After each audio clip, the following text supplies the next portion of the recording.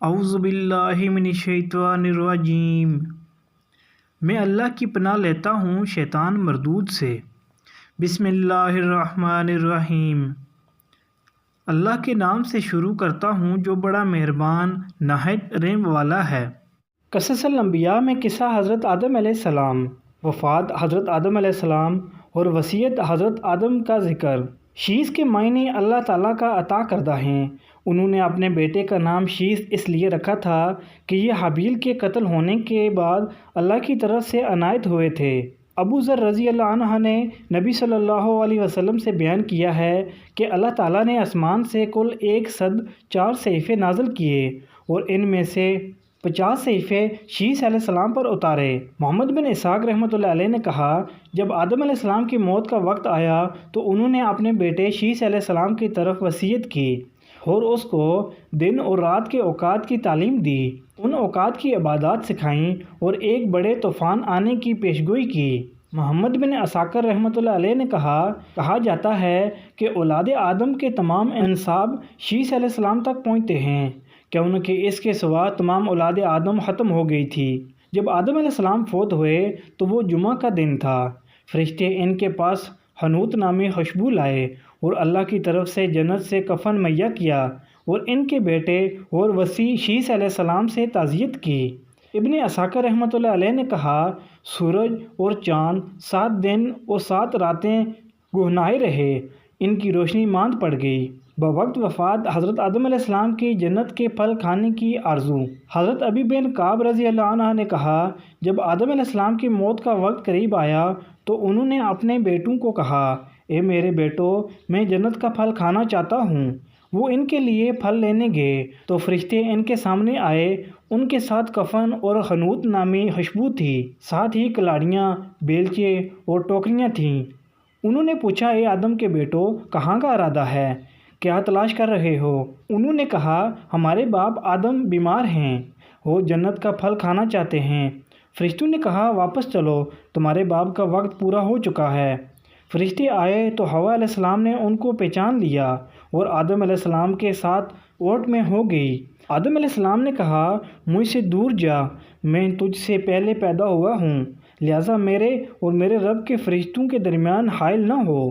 پس فرشتوں نے ان کی روح قبض کی، ان کو کفن پہنایا، خوشبو لگائی، ان کے لیے گڑھا کھودا، ان کی لاحد بنائی، ان پر نماز جنازہ پڑھی، پھر ان کو قبر میں داخل کیا، قبر میں رکھ کر اوپر مٹی ڈالی اور پھر کہا، اے آدم کے بیٹو، میت کو دفنانے کا یہ طریقہ ہے۔ حضرت ابی بن کعب رضی اللہ عنہ تک اس روایت کی سند صحیح ہے۔ حضرت آدم علیہ السلام کی نماز جنازہ میں فرشتوں نے 4 تکبیریں کہیں۔ حضرت ابن عباس رضی اللہ عنہ نے رسول اللہ صلی اللہ علیہ وسلم سے بیان کیا ہے کہ فرشتوں نے آدم علیہ السلام پر 4 تکبیریں پڑھیں۔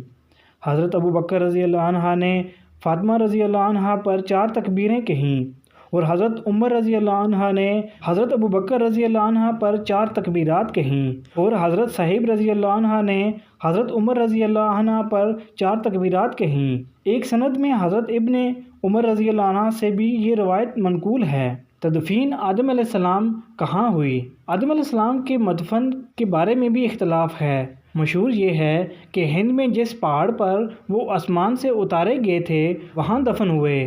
بعض نے کہا مکہ میں جبل ابی قیس کے پاس دفن ہوئے۔ کہا گیا ہے کہ طوفان کے زمانہ میں نوح علیہ السلام نے آدم اور حوا علیہ السلام کو ایک تابوت میں اٹھایا اور بیت المقدس میں دفن کیا۔ یہ بات ابن جریر نے نقل کی ہے اور ابن اسحاق رحمۃ اللہ علیہ نے بعض سے نقل کیا ہے کہ ان کا سر مسجد ابراہیم کے پاس اور دونوں پاؤں بیت المقدس کی چٹان کے پاس ہیں۔ آدم علیہ السلام کی وفات کے 1 سال بعد حوا علیہ السلام فوت ہوئیں۔ حضرت آدم علیہ السلام کی عمر مبارک کتنی تھی؟ حضرت آدم علیہ السلام کی عمر کے متعلق اختلاف ہے۔ حضرت ابن عباس اور ابو ہریرہ رضی اللہ عنہ سے مرفوع حدیث کے حوالے سے ہم پہلے تحریر کر چکے ہیں کہ آدم علیہ السلام کی عمر لوح محفوظ میں 1000 سال لکھی گئی تھی۔ تورات میں یہ ہے کہ وہ 930 برس زندہ رہے۔ مذکورہ حدیث کی وجہ سے تورات کی بات تسلیم نہیں کی جا سکتی، کیونکہ تورات اپنی اصل شکل میں محفوظ نہیں اور حدیث کی شکل میں حق ہمارے پاس محفوظ موجود ہے۔ نیز تورات اور حدیث کی دونوں باتوں میں جمع و تطبیق بھی ممکن ہے۔ اگر تورات کی بات تغیر و تبدیل سے محفوظ تسلیم کر لی جائے تو تطبیق یوں ہوگی کہ تورات والی مدت 930 برس وہ زمین میں آنے کے بعد ٹھہرے اور قمری لحاظ سے وہ 957 برس بنتے ہیں۔ جنت میں ان کا قیام 43 سال ہے، جیسے ہم ابن جریر رحمۃ اللہ علیہ کے حوالے سے پہلے ذکر کر چکے ہیں۔ اس طرح یہ کل مدت 1000 سال ہو گئی۔ عطا خراسانی رحمۃ اللہ علیہ نے کہا، جب آدم علیہ السلام فوت ہوئے تو مخلوق ان پر 7 دن تک روتی رہی۔